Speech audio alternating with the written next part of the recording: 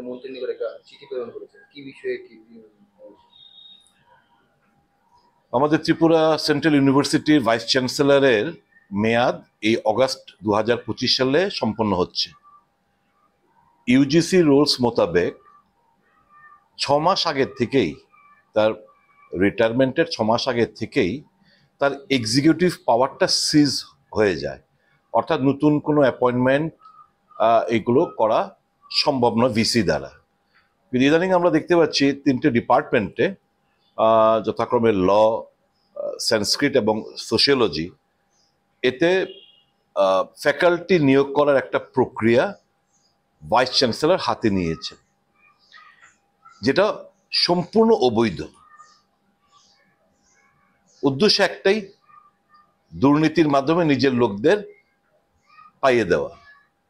এর আগেও ধরুন গত 1 বছর ধরে আপনাদের খবরের কাগজে, সামাজিক মাধ্যমে বিভিন্ন এই নিয়োগ নিয়ে, টিচিং এবং নন টিচিং নিয়োগ নিয়ে দুর্নীতির বিভিন্ন খবর আপনারা ছেপেছেন, আপনারা পরিবেশন করেছেন। এবং একটা সময় বোধ ভাইস চ্যান্সেলর এবং রেজিস্ট্রার ওনারা পলাতকও ছিলেন, অ্যাসেম্বলিতে উত্থাপন করা হয়েছিল। এর আগে যে নিয়োগগুলো হয়েছে সেগুলো দেখা যাচ্ছে 4 থেকে 5 জন বাদে বাকি সমস্ত সবাই বহিরাজ্যের। এবং এমনও হয়েছে ভাইস চ্যান্সেলরের ছেলে ত্রিপুরা ইউনিভার্সিটিতে অ্যাসিস্ট্যান্ট ইঞ্জিনিয়ার পদে এখানে চাকরি পেয়েছেন। আমাদের রাজ্যের কি যোগ্যতা সম্পন্ন ছেলে মেয়েরা নেই যারা ত্রিপুরা সেন্ট্রাল ইউনিভার্সিটিতে ফ্যাকাল্টি হিসেবে চাকরি করবেন? তারা কি কেউ নেই যে বহিরাগতদের আমাদের এন্টারটেইন করতে হবে? নেপোটিজম এন্ড করাপশনের একটা সীমা থাকা দরকার। এইগুলো নিয়ে যখন গত বিধানসভায়ও আমি আলোচনা উত্থাপন করেছিলাম, মাননীয় মুখ্যমন্ত্রী আমাদেরকে আশ্বস্ত করেছিলেন ব্যাপারটা উনি দেখবেন এবং যথাযথ ব্যবস্থা নেবেন। কিন্তু দেখলাম যে কি সেই কথার মধ্যে সীমাবদ্ধ, কোনো অ্যাকশন নেই। কাজে আবার একটা পত্র লিখলাম যে উনি এই জুন মাসের, আজকে তো হচ্ছে 3 তারিখ, এই 8 এবং 9 এই ফ্যাকাল্টি নিয়োগ করার জন্য বিজ্ঞাপন ছেপেছেন এবং উনি অগ্রসর হচ্ছেন এতে নিয়োগ করার জন্য। আমি এমএচআরডির কাছে স্মরণ করে দিলাম যে ভাইস চ্যান্সেলর এক্সিকিউটিভ পাওয়ার 6 মাস আগে থেকে সিজ হয়ে যায়, বন্ধ হয়ে যায়। কাজে তার তো নিয়োগ করার কোনো অধিকার বর্তমানে নেই, অগস্টে যেহেতু উনি রিটায়ারমেন্টে যাচ্ছেন। মুখ্যমন্ত্রীকে আমি কপি দিলাম, গভর্নরকে দিলাম যে তোমরা প্রয়োজনীয় ব্যবস্থাপনা নাও এবং উনি যে করাপশন লিপ্ত সবগুলো অ্যাপয়েন্টমেন্ট ওনার আমলে যেগুলো হয়েছে সেগুলো যথাযথ তদন্তক্রমের মাধ্যমে আইনানুগ ব্যবস্থা ওনার বিরুদ্ধে নেওয়া। এবং আমি আশা করব মাননীয় মুখ্যমন্ত্রী নড়ে চড়ে বসবেন, মুখে কথা বলেন, কাজে অশ্বডিম্ব। গভর্নরও কনস্টিটিউশনে রক্ষা করার একজন ব্যক্তি, to safeguard the interest of the constitution. সংবিধানের সমস্ত কিছু অসাংবিধানিক কাজ হচ্ছে ত্রিপুরা সেন্ট্রাল ইউনিভার্সিটিতে, গভর্নর চুপটি মেরে বসে আছেন। মুখ্যমন্ত্রী আশ্বস্ত করেছেন ফ্লোর অফ দ্য হাউসে, উনিও চুপটি মেরে বসে আছেন। বললেই বলছে উপর সে প্রেসারে, বিজেপি আরএসএস এর প্রেসারে। তো আমাদের এখানে তো বিজেপির সরকার, আমাদের এখানে তো আরএসএস আছে, এমনকি কেউ নেই? বিজেপিকেই দিন, বিজেপির আমাদের শত্রু না, এরা আমাদের রাজ্যের ছেলে, এরা আমাদের রাজ্যের সন্তান। তো তারাও তো, তাদের মধ্যে কোয়ালিফাইড ইঞ্জিনিয়ার রয়েছে, কোয়ালিফাইড ফ্যাকাল্টি রয়েছে যারা বিজেপিকে সমর্থন করেন। কেন তাদেরকে নিয়োগ করা হবে না? কেন বহিরাজ্যের থেকে আমার রাজ্যে নিয়োগ হবে? এবং আপনারা সমস্ত কিছু এর পেছনে মূল চাবিকাঠি যদি কেউ নেড়ে থাকেন, যেটা চিফ সেক্রেটারি।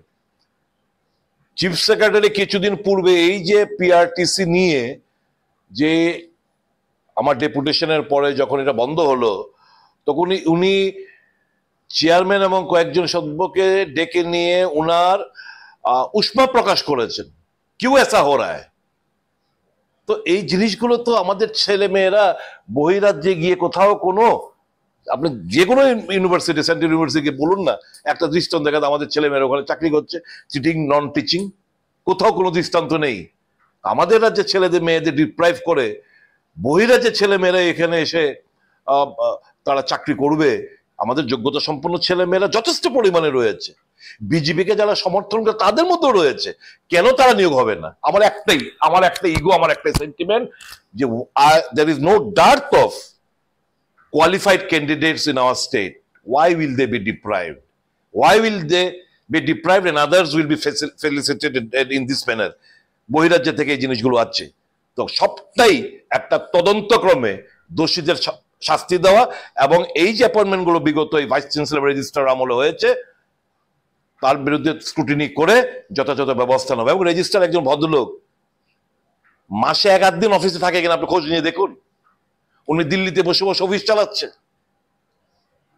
এই যে একটা মানে অরাজক পরিস্থিতি, দুর্নীতির আঁকড়া, করাপশনের আঁকড়া ত্রিপুরা সেন্ট্রাল ইউনিভার্সিটি, মুখ্যমন্ত্রীকে গত বিধানসভা দিন অধিবেশনে আমি বললাম, আশ্বস্ত করলেন যে ব্যবস্থা নেবেন, উনি নিচ্ছেন না।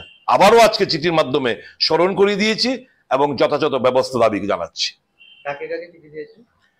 আমি চিঠি অ্যাড্রেস করেছি MHRD, আমি ইমেলে পাঠিয়ে দিয়ে হার্ড কপি পাঠিয়ে দিয়েছি, এবং গভর্নরকে এবং মুখ্যমন্ত্রীকে আমি এই পত্রের মাধ্যমে যথাযথ ব্যবস্থা নেওয়ার জন্য আবেদন রেখেছি। স্বপ্নের বাড়ি কিনবেন ভাবছেন? দেরি না করে চলে আসুন RB কনস্ট্রাকশনে। অত্যাধুনিক সুযোগ সুবিধা সহ আপনার সাধ্যের মধ্যে ফ্ল্যাট পাবেন আমাদের এখানে। রয়েছে ব্যাংক লোনের সুবিধাও। আগরতলার সার্কিট হাউস, দুর্গা চৌমুহনী, প্রগতি রোড ও কলেজ টিলার মূল সড়কের পাশে। কলকাতার নাগের বাজার, কৈখালি, মালিবাগানে রয়েছে আমাদের ফ্ল্যাট। প্রতিটি ফ্ল্যাটে রয়েছে পার্কিং ও লিফটের সুবিধে, পরিশোধিত পানীয় জল, জেনারেটর সহ আলাদা ট্রান্সফরমার। তাছাড়াও নিরাপত্তার জন্য থাকছে দিবারাত্রি সিকিউরিটি গার্ড, রয়েছে সিসি ক্যামেরার নজরদারিও। তাহলে দেরি না করে আজই যোগাযোগ করুন RB কনস্ট্রাকশনে। আমাদের ঠিকানা RB construction, Jhuma Chakraborty, circuit house, পুরনো রাজভবনের পিছনে। যোগাযোগ 8787495180 এবং 9436123139 এই নাম্বারে। জুড়ে থাকে বাঁধন আপনার চেয়েও আপন, জুড়ে থাকে বাঁধন আপনার চেয়েও আপন, আপনার চেয়েও আপন।